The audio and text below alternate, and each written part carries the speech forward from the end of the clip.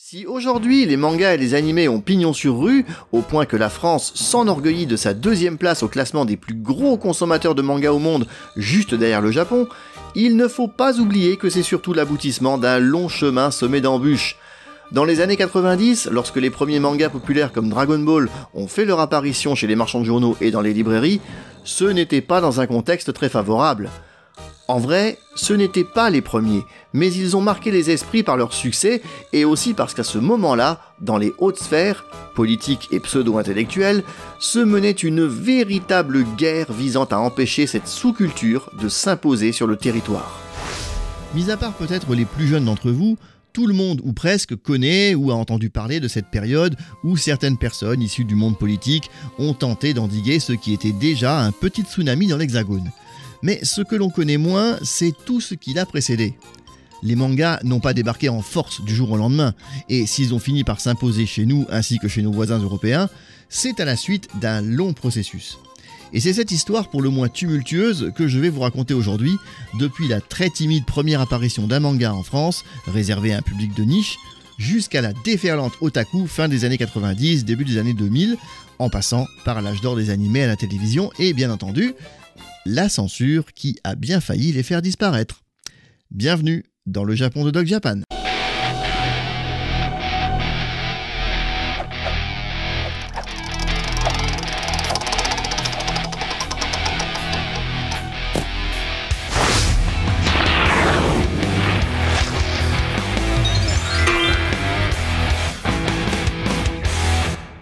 En 1978, dans une émission destinée à la jeunesse, un curieux personnage au style totalement nouveau pour l'époque en France fait son apparition. Une sorte de robot cornu géant répondant au nom de Goldorak.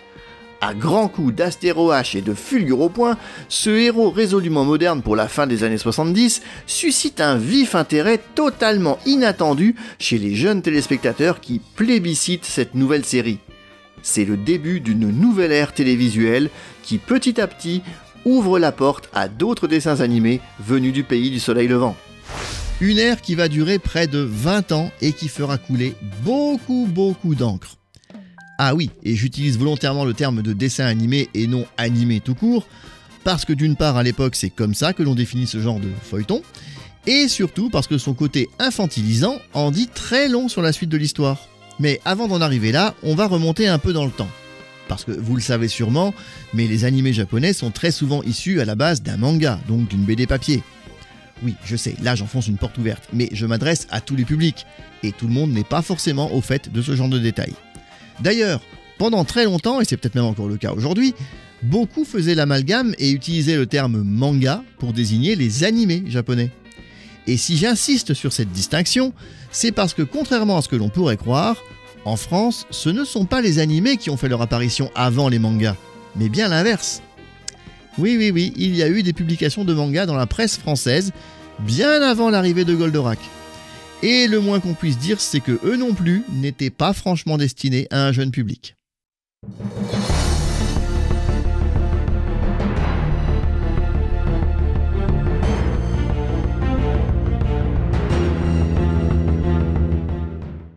Si dès lors qu'il s'agit d'animation, on a toujours ce vieux réflexe de penser qu'il s'agit de productions destinées aux enfants ou à un jeune public de manière générale, le cas de la bande dessinée semble bénéficier en France d'une plus grande largesse d'esprit.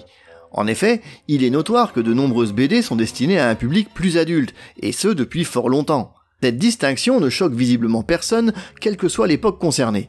En revanche, adapter ce type de bande dessinée en animation n'est, semble-t-il, jamais venu à l'idée de personne en Occident. Bon, alors qu'on se comprenne bien, il y a très certainement des adaptations ou des films d'animation destinés aux adultes. Je ne prétends pas que ça n'existe pas, hein. Seulement, comme c'est pas vraiment le sujet ici, je n'ai pas fait de recherche approfondie sur la question. Surtout que je me doute un peu de ce que je risquais de trouver. Ah bon? Mais de quoi tu parles? Bon, écoute, je vais pas te faire un dessin, même si on est en plein dans le thème. Parce que je pense que tout le monde a très bien compris et que si j'ai le malheur de montrer ça sur YouTube, je suis bon pour le strike. Ah oui, ok, je crois que j'ai pigé aussi. Bon, alors tant mieux. Quoi qu'il en soit, c'est une différence majeure entre notre monde occidental et le Japon notamment, et qui va avoir une grande importance dans cette histoire, parce que même si tous les mangas ne sont évidemment pas adaptés en animation, C'est le cas d'un très grand nombre d'entre eux, quel que soit le type de public auquel ils s'adressent. Mais là, on brûle un peu les étapes. Revenons à nos moutons. C'est en 1969 qu'un manga est traduit en français et publié pour la première fois dans une revue. Mais au contraire de ce à quoi l'on pourrait s'attendre, il ne s'agit pas du tout d'une revue consacrée à la bande dessinée, mais aux arts martiaux.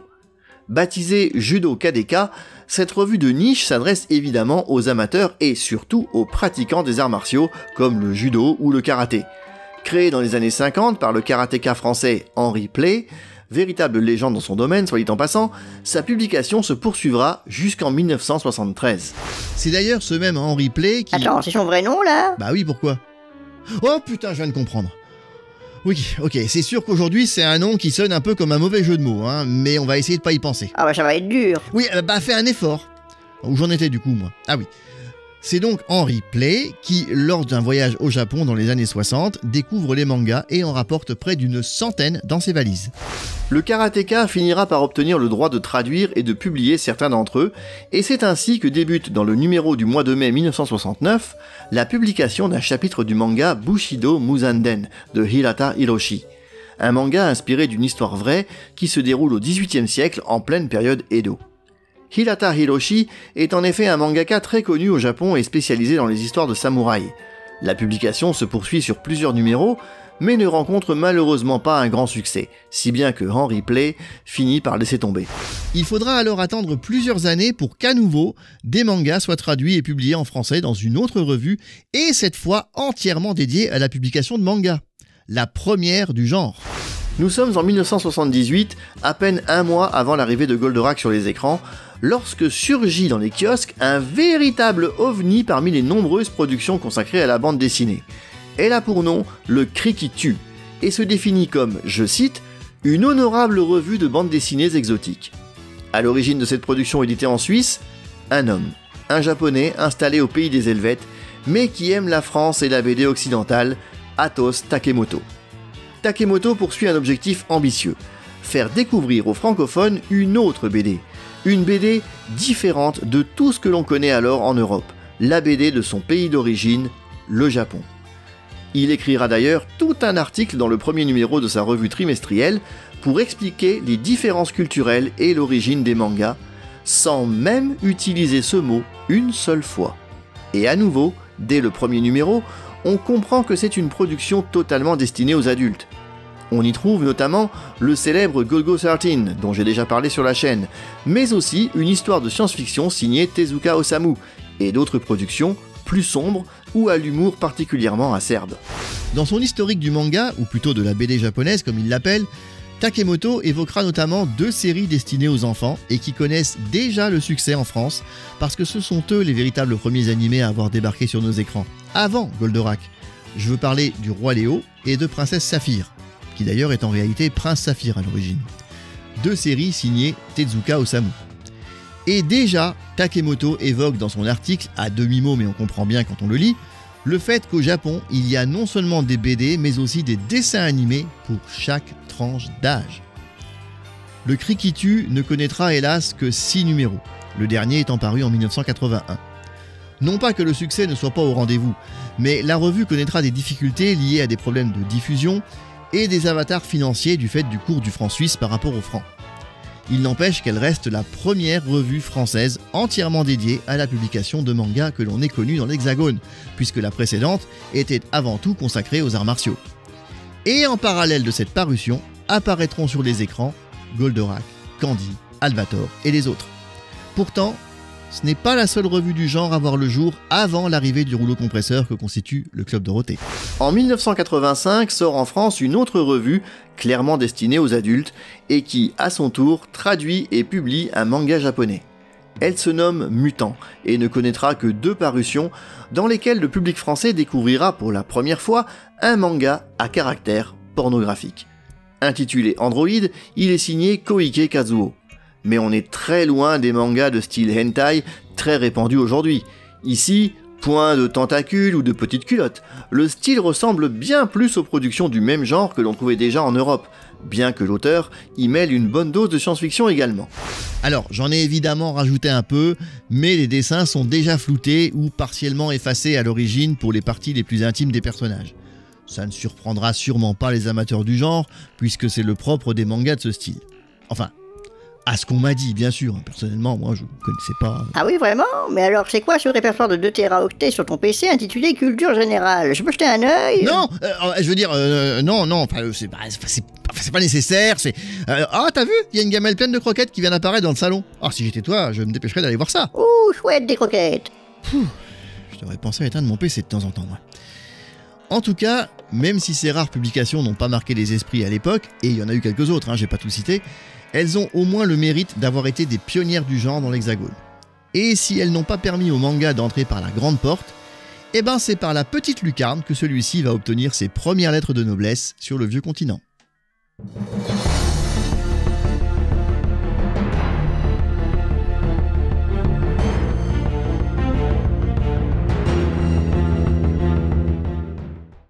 Nous sommes le 3 juillet 1978, une date qui, aujourd'hui, est un symbole pour de nombreuses personnes nées dans les années 70. L'émission jeunesse Récréa 2 entame sa saison d'été. À la présentation, Dorothée, déjà très appréciée du jeune public, et un certain Gérard Chambre se partagent les rôles. C'est à ce dernier que revient l'honneur, mais ça, il ignore sans doute encore que c'en est un, d'annoncer le programme des vacances. Des jeux, des dessins animés et ce qui était alors qualifié de feuilleton. Autrement dit, des séries à épisodes, animées ou non. Et tout en bas de sa liste, écrite à la main en surimpression, un nom, qui plus est mal orthographié, que personne n'a oublié jusqu'à ce jour. Goldorak. Le premier épisode est diffusé dans la foulée et nous plonge direct dans l'ambiance avec son générique culte. Accours vers nous, prince de l'espace, viens nous aider. Générique qui, il faut le souligner, correspond alors au générique japonais de la série, adapté en français. Alors, je le précise parce que c'était très rare de conserver les génériques originaux à l'époque. Il n'y a que très peu de séries dans ce cas-là, et les seules que je connaisse sont Candy et Sherlock Holmes. Alors il y en a sûrement d'autres, mais là, ça m'échappe. En tout cas, le succès de Goldorak, lui, est immédiat. Chose que n'avaient pas du tout envisagé les responsables d'Antenne 2. D'ailleurs, c'est bien simple, la chaîne avait effectivement acheté la série, mais n'y croyait absolument pas. Et c'est pour ça qu'elle a été diffusée à ce moment-là, parce qu'il fallait absolument remplir la grille des programmes jeunesse dans cette période creuse. Jacqueline Joubert, la responsable de cette case, l'avait du coup ressortie comme un programme de fond de tiroir en pensant qu'elle passerait totalement inaperçue. Inaperçu? Alors que c'était diffusé pendant les vacances? Il y a un truc qui m'échappe, là. Ah oui, mais là, forcément, il faut se remettre un peu dans le contexte. Alors ça paraît bizarre aujourd'hui, parce qu'on se dit que les émissions jeunesse devaient faire plus d'audience durant les périodes de vacances. Oui, mais en ce temps-là, c'était différent, parce qu'il existait une chose que les moins de 40 ans ne peuvent pas connaître. Un passe-temps qui semblera de plus en plus inconcevable aux générations suivantes d'ailleurs, le concept incroyable d'aller jouer dehors. Je sais que tu vas encore passer pour un boomer, là. Oh, je sais, mais j'assume pleinement, pas de problème. Enfin, sauf que là, j'exagère quand même un petit peu, parce que pour ma part, j'ai plutôt fait partie de la génération suivante, la première à avoir grandi devant la télé. Aller dehors, c'était pas trop mon truc. D'ailleurs, j'ai pas connu la première diffusion de Goldorak, j'avais que 2 ans à ce moment-là. Enfin, tout ça pour dire que la série aurait normalement dû passer inaperçue. Sauf que ce mois de juillet 1978 fut particulièrement pluvieux. Et quand il pleut, on va pas jouer dehors, on reste devant la télé. Résultat, un véritable raz-de-marée s'est mis à déferler sur l'Europe. Car la France n'est pas la seule à diffuser Goldorak. L'Italie et l'Allemagne l'ont reçu en même temps. Quant à l'Espagne, elle a eu droit au premier morceau de la trilogie avec Mazinger. En quelques mois, Goldorak devient le phénomène télé dont tout le monde parle. Le pauvre Gérard Chambre n'avait sûrement pas conscience des conséquences de ses paroles lorsqu'il demandait au moment de l'annonce des feuilletons de nous envoyer une petite carte à Dorothée et à moi pour nous tenir au courant, pour nous dire si vous aimez le feuilleton, pour savoir si vous voulez d'autres jeux. Nous allons tout simplement, je vous explique clairement, tout simplement, nous allons faire le programme ensemble. Alors vous nous envoyez des petites cartes postales à Récréa 2 et on fera le programme tous ensemble. Ah, tu veux du courrier? Eh ben mon coco, tu vas pas être déçu. Bientôt, la boîte aux lettres d'Antenne 2 déborde littéralement. Ce sont des milliers de lettres qui arrivent chaque semaine, dont la plupart écrites par des enfants, qui écrivent à Goldorak comme on écrirait au Père Noël. Mais il y a aussi des lettres d'adultes et qui n'écrivent pas nécessairement pour se plaindre. Devant un tel succès, la vente de produits dérivés ne se fait pas attendre. Disques, albums d'autocollants, à colorier, jouets, peluches s'arrachent comme des petits pains et à Noël suivant, c'est de la folie. Alors j'ai certes pas connu, ou du moins j'avais pas conscience de tout ça à l'époque, mais je me rappelle qu'enfant, j'avais moi aussi mon album Goldorak à colorier. Et c'est le seul souvenir qui me reste parce qu'après ça, mon intérêt pour cette série est vite retombé. Ouais, parce que moi j'ai plutôt succombé au charme de ses successeurs comme Albator ou Capitaine Flamme. Parce qu'évidemment, Goldorak n'a fait qu'ouvrir la boîte de Pandore. À sa suite, on a vu débarquer les séries dont je viens de parler, mais aussi bien sûr Candy, qui connaîtra un succès fulgurant à son tour, toujours en 1978. Désormais, les séries japonaises ont le vent en poupe, d'autant qu'elles coûtent nettement moins cher que les dessins animés produits en Europe ou aux États-Unis. On parle d'un tarif de 10 000 francs la minute contre 30 à 50 000 pour les autres. Bon, j'ai même pas besoin de faire la conversion en euros, avec ou sans inflation. Vous aurez vite compris qu'il n'y a pas photo. Mais tout ça n'est pas arrivé par hasard. Et l'ouverture du petit écran français aux animés japonais, on la doit notamment à deux hommes en particulier, des noms que vous avez peut-être déjà entendus. Bruno René Huchez et Jacques Canestrier. Le premier, vous le connaissez peut-être sous son pseudonyme, Hubert Shonzu. C'est en effet un nom que les gens de ma génération connaissent bien, puisqu'il apparaissait régulièrement au début des génériques. La fameuse sélection Hubert Shonzu. C'est aussi lui qui créera le label IDDH, sous lequel seront importées ou produites un bon nombre de séries cultes du début des années 80, comme Booba, Tom Sawyer, Capitaine Flamme ou XOR. Mais c'est réellement Jacques Canestrier qui peut être crédité comme le véritable père de Goldorak en France. Pas seulement parce qu'il l'a importé en Europe à la demande de Shonzu, mais aussi et surtout parce qu'il lui a donné son nom français. En japonais, la série se nomme UFO Robo Grandizer. Mais comme pour Harlock, qui deviendra Albator lors de l'écriture de son générique français, je vous renvoie à ma vidéo hommage à Matsumoto Leiji pour plus d'infos, Jacques Canestrier trouve que Grandizer, ça sonne pas très bien pour l'adaptation française. Il va donc aligner sur une feuille de papier tous les noms des héros de son enfance, ou même un peu plus récents, et il finira par trouver une association intéressante entre Goldfinger, le film de James Bond, et Mandrake le magicien, un comics américain des années 30. Il nomme ainsi le robot Goldenrak, mais c'est sa fille de 8 ans qui lui suggère de l'appeler plutôt Goldorak. Moi, c'est vrai que ça sonne mieux. Bah oui. Et voilà comment un des héros les plus populaires de la fin du XXe siècle doit son nom à une gamine de 8 ans. Mais c'est pas tout, parce que la francisation des fameuses attaques du personnage, enfin du robot, est due elle aussi à Jacques Canestrier. Et une fois de plus, il n'est pas tout seul, parce qu'il s'est entouré de deux des comédiens de doublage de la série, qui sont aussi les traducteurs et adaptateurs de celle-ci, Michel Gatineau et Jeanne Val. Les trois font un brainstorming autour d'une bouteille de Beaujolais et d'un saucisson. Et c'est de ce brainstorming bien particulier que naîtront les cultissimes Astéro H, Planitron et autres cornofulgures. Et quand on sait que Canestrier est d'origine méridionale, on imagine bien la scène, Enfin moi je me l'imagine comme ça, Oh Janine, alors resserre-moi une couille de Planète au Gire et passe un peu l'Astéro H à Michel pour qu'il coupe le sauciflard. Tu t'enflammerais pas un peu là? Si, c'est vrai. Excuse-moi. La conquête de la France par l'animation japonaise est ainsi lancée. Les années 80 verront l'arrivée de nouvelles chaînes de télé comme Canal+, puis la 5, et chacune d'elles aura ses émissions jeunesse qui, à leur tour, iront se fournir au pays du soleil levant. Canal+ en rapportera notamment Cobra, mais c'est la 5 qui va véritablement dérouler de l'animé nippon au kilomètre grâce à sa direction basée en Italie et au maître incontesté des médias à l'époque dans ce pays, le sulfureux Silvio Berlusconi.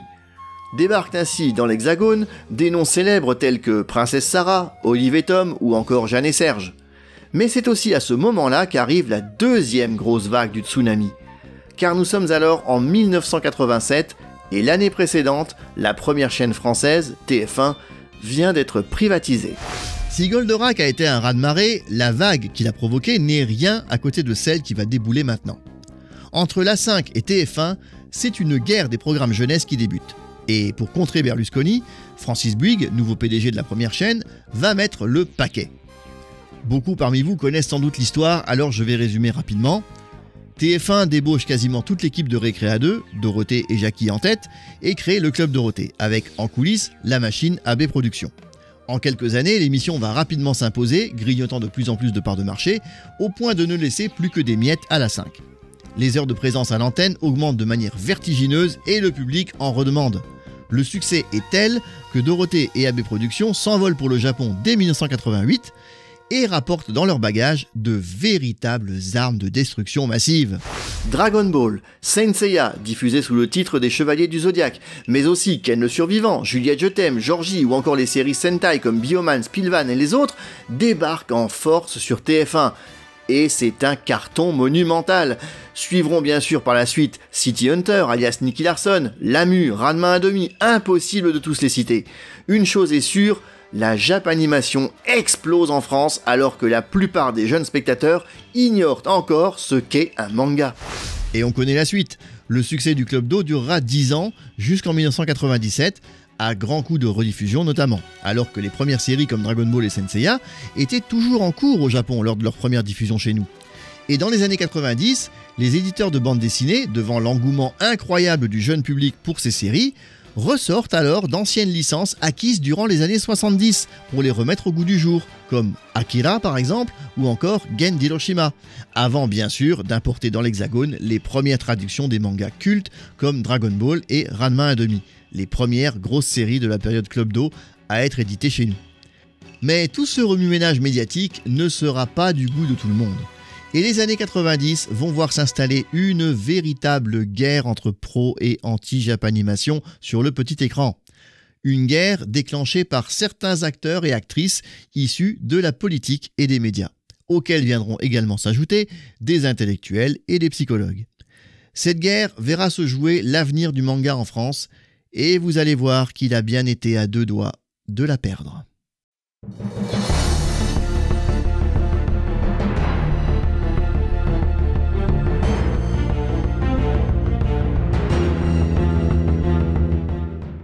Alors, avant d'entamer cette dernière partie, il faut que je précise un point important. Ah tiens, tu démarres pas en voix off ? Non, en effet. Parce que pour une fois, je dois vous prévenir que la partie qui va suivre va peut-être vous sembler parfois un peu exagérée. D'ailleurs, certains ont peut-être noté que j'ai employé le terme « guerre » il y a un instant pour décrire l'ambiance des années 90. C'est pas seulement parce que c'est aussi l'époque de la guerre du Golfe. Et je conçois tout à fait que ça peut paraître un peu fort pour certains. Mais je vais avoir beaucoup de mal à rester objectif ici. Et ce que je vais vous livrer à présent tient autant des faits tels qu'ils se sont produits que de mon propre ressenti. Même si j'étais ado, voire jeune adulte durant ces années-là, les animés puis les mangas ont été ce qui m'a permis de découvrir le Japon, comme pour de nombreuses personnes de ma génération d'ailleurs.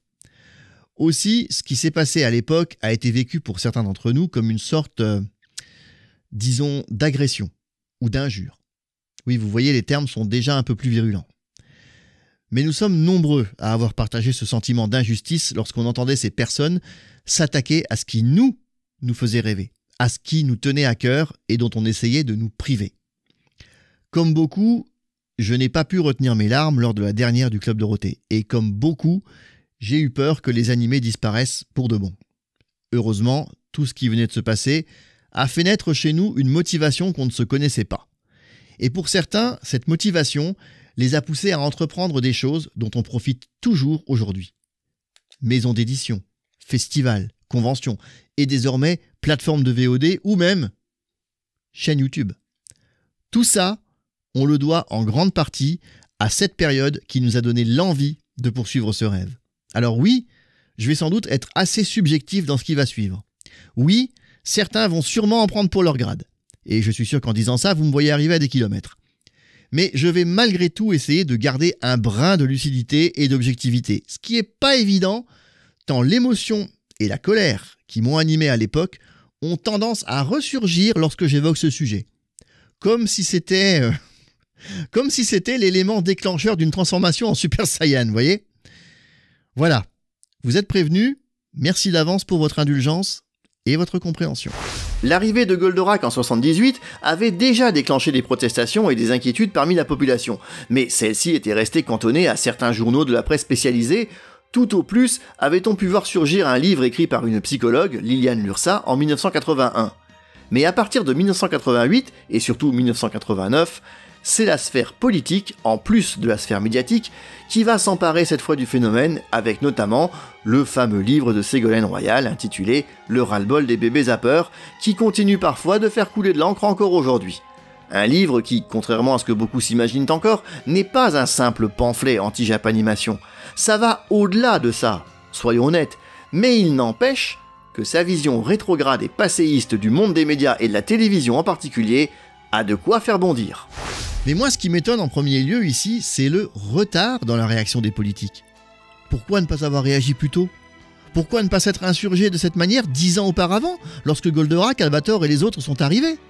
Personne ne parlait alors de médiocrité ou de séries bas de gamme en parlant des programmes jeunesse à la télé, ni même de violence.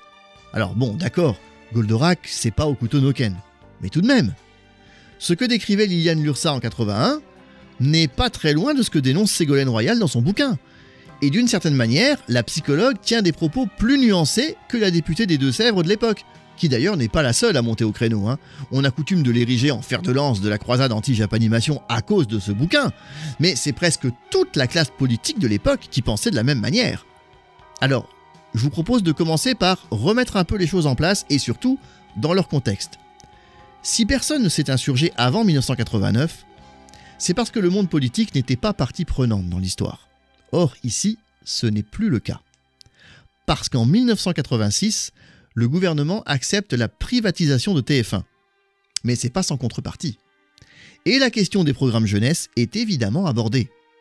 Or, là, non seulement la chaîne promet des programmes à caractère éducatif, de belles histoires écrites par des auteurs français, mais en plus, lors de sa présentation devant la CNCL pour l'obtention de la privatisation, le président Francis Bouygues promettait clairement de ne pas se fournir dans, je cite, « les kilomètres de dessins animés, notamment en Extrême-Orient, et extrêmement violents pour la plupart ».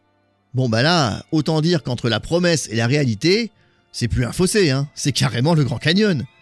Conclusion, les politiques ont accordé la privatisation à TF1 et TF1 la leur a fait à l'envers, et proprement. Alors, bon, je sais très bien ce que certains vont dire. Oui, bah pour une fois que c'est pas les politiques qui tiennent pas leurs promesses, c'est un juste retour des choses. Mais je me garderai bien de faire le moindre commentaire là-dessus. Le fait est que la classe politique est furax de s'être faite enfler par TF1. Et Miss Charente-Poitou en profite pour sortir son brûlot, dans lequel l'animation japonaise, mais pas seulement, certaines séries américaines comme Dallas ou Les Incorruptibles en prennent pour leur grade. Et soit dit en passant, là aussi on peut se dire qu'elle a 10 ans de retard, sinon plus. Les Incorruptibles ne datent pas d'hier. Quant à Dallas, la série est diffusée sur TF1 depuis 1981. Non, décidément, la pilule promesse non tenue ne passe pas. Et l'affaire commence à faire tache d'huile lorsque les médias s'en mêlent. Il faut les comprendre, Pour les autres chaînes, cette histoire est une aubaine. Parce que TF1 rafle la mise à tous les niveaux. Les parts de marché du Club Dorothée s'envolent jusqu'à atteindre les 80%, ce qui, même pour l'époque, est énorme. Résultat, un véritable jackpot pour la chaîne, puisque les séries japonaises, on l'a vu, ne coûtent pas cher. Du coup, certaines chaînes, jalouses de ce succès, se mettent à tirer à boulet rouge sur TF1, à commencer par Canal+.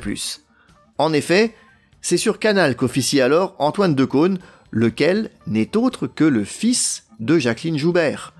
Et celle-ci n'a jamais encaissé le départ de sa petite protégée Dorothée, s'estimant trahie par celle à qui elle avait donné sa chance.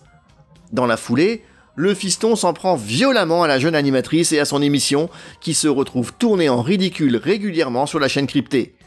De leur côté, AB Productions réplique à coups de parodies et de sketchs où Ségolène Royal et Canal+ sont très clairement visés. Une vraie guéguerre de cours de récré. Stérile, mais surtout inutile. Parce qu'en vrai, Dorothée n'a jamais vraiment trahi Jacqueline Joubert. Tout est parti d'une rumeur comme quoi l'animatrice rejoignait TF1 suite à des pourparlers avec AB Productions, alors que rien n'était encore signé. Et c'est en entendant cette rumeur que Jacqueline Joubert a elle-même viré Dorothée, qui d'ailleurs a ainsi disparu de Récréa 2 du jour au lendemain, sans même pouvoir faire ses adieux aux téléspectateurs. Dans la foulée, il ne lui restait plus qu'à signer pour de bon avec TF1.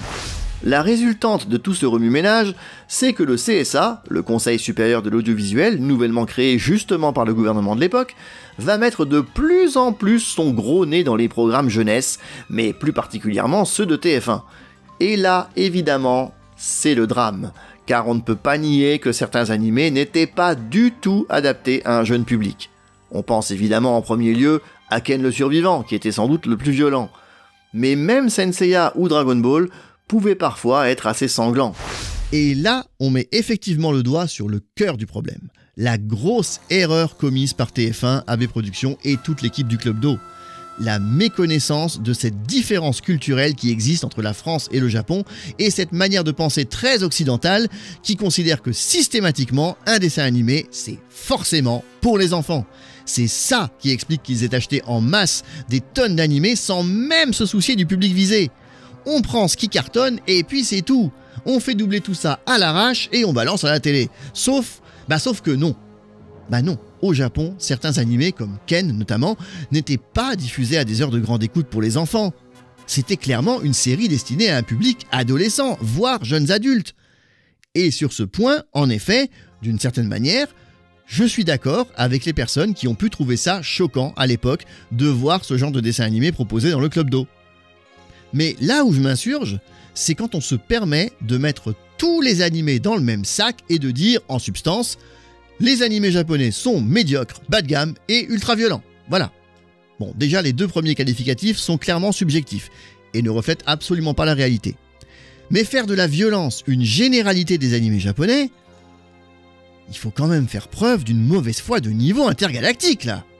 Ou alors, ces personnes, Ségolène en tête, n'ont jamais regardé une seule émission du Club Dorothée en entier. Olive et Tom, Max et compagnie, Juliette Je t'aime, Dr Slump, Candy, Astro, Gigi, Le Petit Chef, Crimi, Flo et les Robinson Suisses, Georges D. C'est ultra violent tout ça peut-être? Et la liste n'est pas exhaustive, évidemment. Tous ces animés étaient proposés en alternance avec les blockbusters comme Senseiya ou Dragon Ball. Réduire le Club d'eau à 3 ou 4 séries réservées à un public plus âgé, non, je regrette, je ne peux pas appeler ça autrement que de la mauvaise foi. Même si je reconnais que c'était sans doute une erreur d'avoir programmé ces séries à ce moment-là. Il aurait fallu peut-être, je sais pas moi, faire une distinction, faire un Club d'eau pour les plus jeunes et un Club d'eau pour les ados. Un club ado, quoi, en quelque sorte. Parce qu'évidemment, quel fut le résultat de toute cette polémique? La censure, naturellement. Dans les années 90, on engage des psychologues, on passe les animés à la loupe et on commence à couper, ici et là, les scènes les plus violentes. Mais TF1 continue de diffuser des séries japonaises. Et puis arrive aussi Dragon Ball Z, la série qui sera le plus gros carton d'audience du Club d'eau, plébiscité encore aujourd'hui dans le monde entier. Et les anciennes séries, elles, sont multi-rediffusées également, sans doute parce qu'au bout d'un moment, on s'est dit qu'on allait capitaliser sur ce qui marchait déjà, plutôt que d'importer de nouvelles séries. Après tout, ça permet de gagner encore plus de thunes, on va pas se voiler la face. Mais à chaque rediffusion, encore et toujours plus de coupures, au point que la durée des épisodes passe de 20 minutes à 16, 15, voire parfois moins. Et bien sûr, certaines scènes sont tellement amputées qu'elles n'ont plus aucun sens. Et la France n'est pas la seule touchée par le fléau de la censure. Le phénomène fait tache d'huile et nos voisins s'y mettent à leur tour. J'ai grandi dans la région du Nord-Est, frontalière de pays comme l'Allemagne, le Luxembourg ou la Belgique. Et avec la télévision hertzienne, on captait évidemment les chaînes de ces pays-là. Vers la fin des années 90, il m'arrivait de revoir Senseiya sur une chaîne belge. Et un jour, la censure était telle qu'ils ont pu diffuser 2 épisodes en un seul, sans que la durée soit différente. Ça m'a marqué à tel point que je m'en souviens encore aujourd'hui 30 ans après. Quand je vous disais que cette partie allait être subjective, vous voyez, bon. Et là, on n'était pas dans une émission jeunesse, par contre. La série était diffusée à part, dans un créneau dédié en fin d'après-midi. Alors pourquoi la censurer à ce point? Mais essayons de redevenir objectifs un instant. Qu'aurions-nous fait à la place de TF1? Retirer toutes les séries violentes pour ne plus diffuser que celles adaptées au jeune public? Soyons francs, c'était tuer la poule aux œufs d'or, et la concurrence se serait frotté les mains. Alors, on a préféré censurer. Pour les plus jeunes qui découvraient ces séries et qui forcément ne comprenaient peut-être pas tout quoi qu'il arrive, ça faisait peut-être aucune différence. Mais pour ceux qui, comme moi, continuaient de regarder, notamment pour voir la suite de DBZ, on va pas se mentir, à la fin on ne regardait pour ainsi dire plus que ça. Cette censure était vécue comme une atteinte à notre liberté. Ce qui au départ était un plaisir finissait par devenir une torture. Parce qu'il n'était pas difficile, même dans un épisode inédit, de voir qu'un passage manquait ou qu'il avait été coupé. Pourtant, malgré les apparences, et même si on ne s'en est pas rendu compte tout de suite, au final, cette censure a tout de même eu du bon.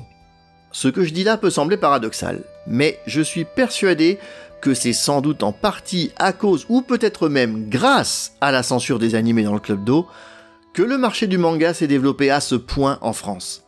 Car c'est à cette même époque, dans la première moitié des années 90, vers 1993-94 précisément, que les boutiques spécialisées ont commencé à fleurir un peu partout.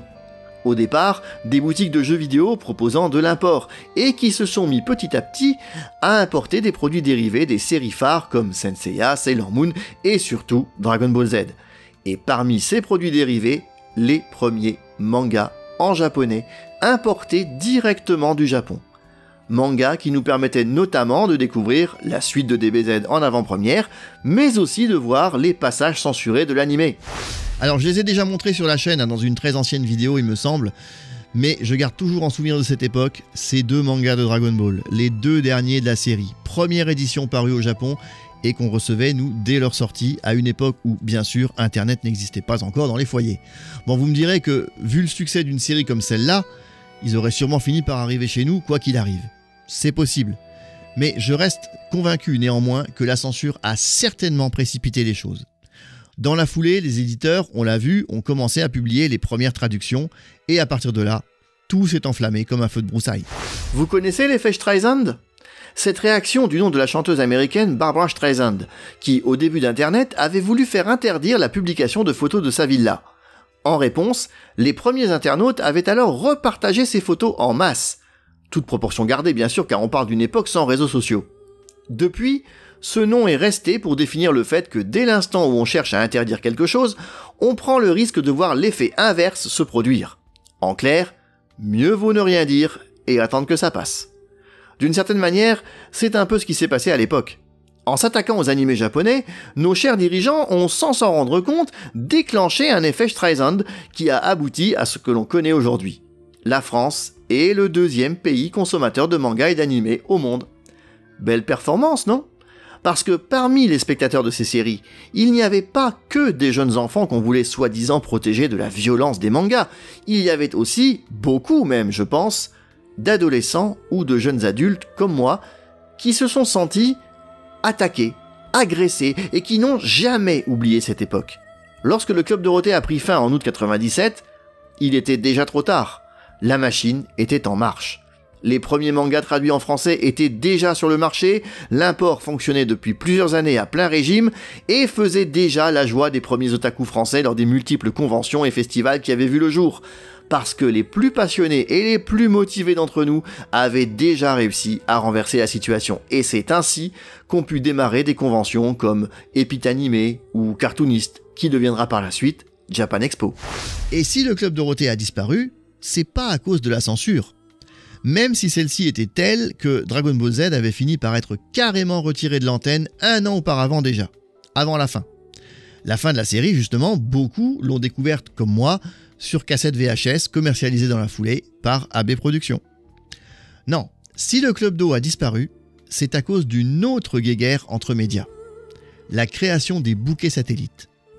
AB ayant créé ABSat, il se retrouvait ainsi en concurrence frontale avec le bouquet TPS créé par TF1.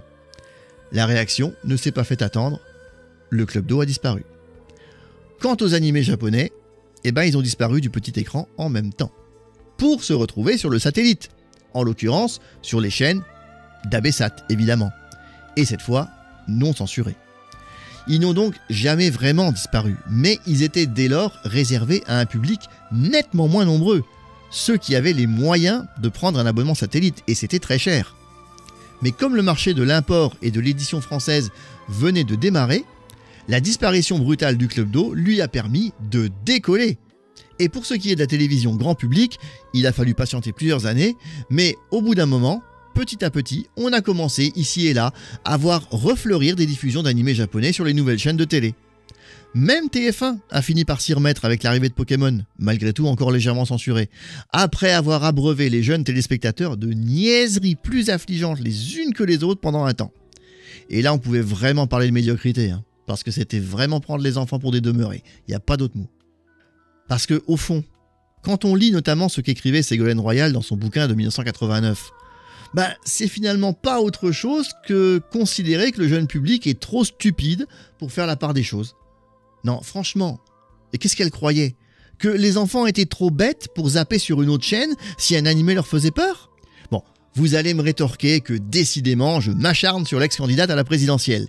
Mais même en restant objectif, parce qu'il faut reconnaître que tout n'est pas faux dans ce qu'elle dit, il n'empêche que certains passages du livre sont, à mes yeux, relativement choquants. Et si on en revient encore et toujours à elle, alors que pratiquement toute la classe politique était vent debout contre TF1 à l'époque, c'est parce que, vous savez ce qu'on dit, Madame Royal ? Les paroles s'envolent, mais les écrits restent. Oui, je m'adresse à vous, même si vous ne verrez sûrement jamais cette vidéo. Je comprends qu'il devait être rageant d'entendre le discours de Francis Bouygues devant la CNCL pour constater ensuite qu'il faisait tout le contraire de ce qu'il avait promis. Mais peut-on vraiment dire des choses telles que, je vous cite, « Dans les dessins animés et les séries japonaises, du moins ceux que l'on voit sur les chaînes commerciales françaises, ou dans certaines séries américaines, tout le monde se tape dessus. Les bons, les méchants et même ceux qui ne sont rien, les figurants de la mort. Les non-violents y sont ridiculisés, les victimes ignorées. Les héros ne gagnent pas grâce à leur intelligence, mais grâce à leur force. Bref, le crime est payant. »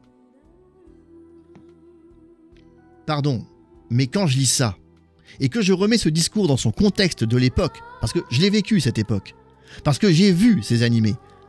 Bref, quand je remets ça en perspective, je peux pas m'empêcher de me poser cette question. Mais avez-vous seulement jamais regardé un seul épisode d'une de ces séries que vous fustigez ? Et je dis bien regardez, pas vu.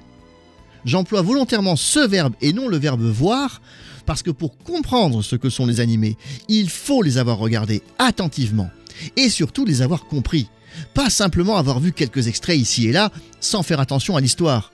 D'ailleurs, par moments, vous qualifiez ces séries de sans scénario. Sans scénario. Sérieusement ? Comment peut-on dire ça de Senseiya, de Dragon Ball, de Sailor Moon, de Juliette Je t'aime, de City Hunter ? Les héros ne gagnent pas grâce à leur intelligence. C'est une plaisanterie. Je veux bien admettre qu'aujourd'hui, un personnage comme Son Goku ait été particulièrement dévalorisé au fil du temps et que, niveau intelligence, c'est plus le couteau le plus aiguisé du tiroir, ça d'accord. En tout cas dans les dernières évolutions du personnage. Mais à l'époque de Dragon Ball, jamais de la vie. Idem. Les non-violents y sont ridiculisés. Donc, Bulma est ridicule ? Kaori, alias Laura dans Nicky Larson aussi ? Shun, chevalier d'Andromède dans Senseiya, est un personnage violent ? Je crois que c'est d'ailleurs le meilleur exemple qu'on puisse trouver pour répondre à ce genre de critique. Résolument non violent. C'est un personnage qui a horreur de se battre. Il ne le fait que parce qu'il y est obligé, de par son destin cruel comme celui de tous les autres personnages de la série, orphelins envoyés dans des camps d'entraînement dès leur plus jeune âge. Mais s'il se bat, c'est pour une cause juste.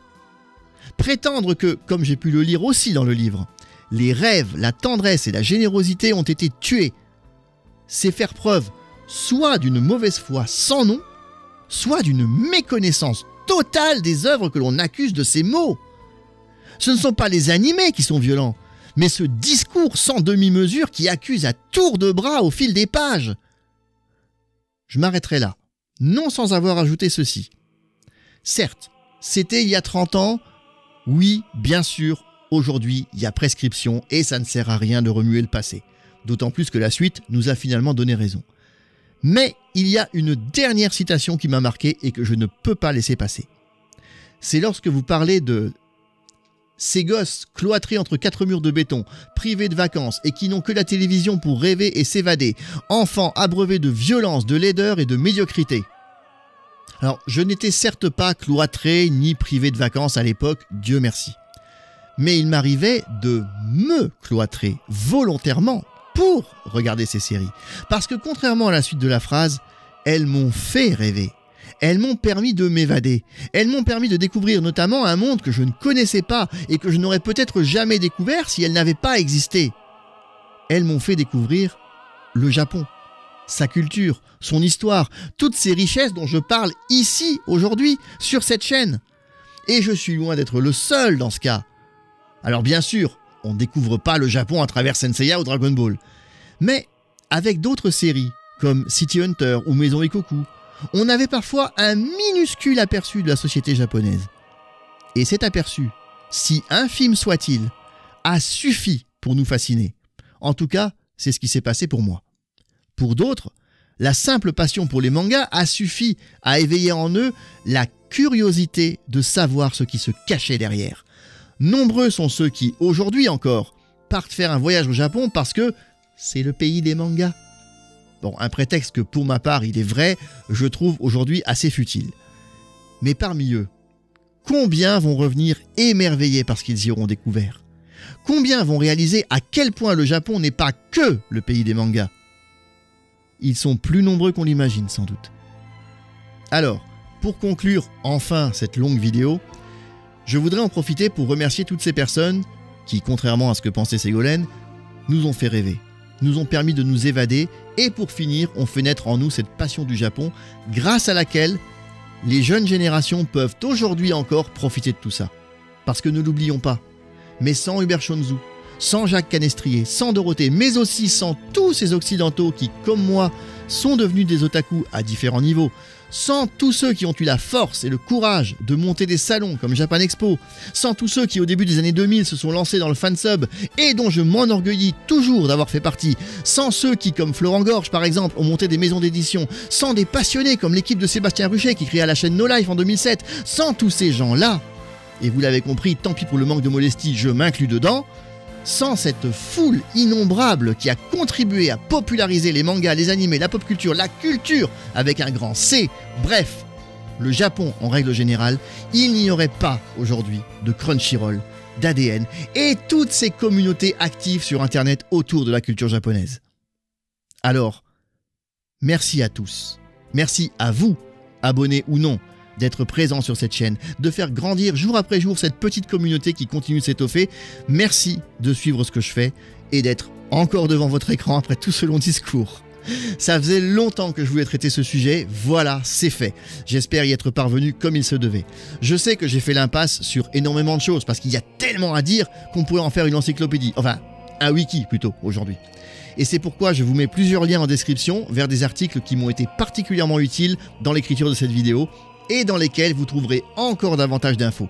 Je vous en conseille vraiment la lecture, c'est super instructif, et vous verrez que dans le lot, il y a notamment un blog qui revient très souvent, celui de David Yukio. Un blog qui existe depuis très longtemps, alors il pourra vous sembler assez vieillot en apparence, mais c'est une véritable mine d'or. Alors, merci également à lui pour tous ces partages qui permettent de remonter le temps et de mieux comprendre l'évolution du manga en France. N'oubliez pas de liker, commenter, partager, et de vous abonner si vous n'êtes pas encore pour toujours plus de vidéos sur la culture japonaise. On se retrouve la semaine prochaine pour une nouvelle vidéo, d'ici là portez-vous bien, et puis surtout, évidemment, continuez d'aimer le Japon. Matane!